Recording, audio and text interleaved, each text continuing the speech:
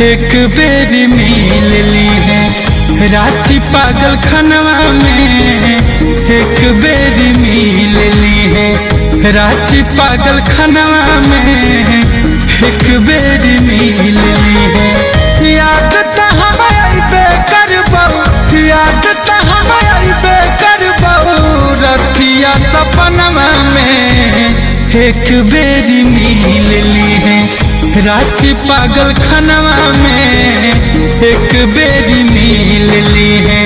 रांची पागल खनवा में एक बेरी मिल ली है।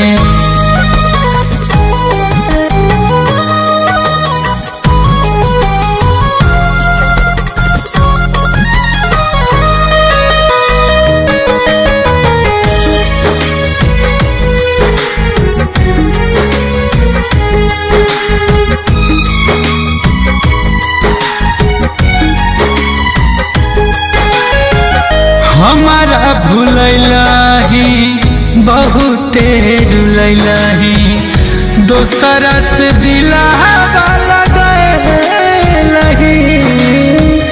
दिल हमर तोड़ली कहीं के नहीं छोड़ली, प्यार में पागल बनैलाही।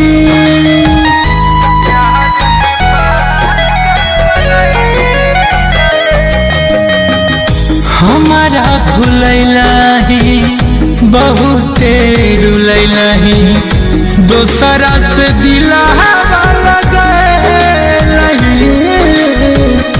दिल हमर तोड़ली कहीं के नहीं छोड़ली, प्यार में पागल बनैलाही। पानी मत फेर दी है, पानी मत फेर दी है। हमारा रमनवा में एक बेरी मिल ली है। रांची पागल खनवा में एक बेरी मिल ली है। रांची पागल खनवा में एक बेरी मिल ली है।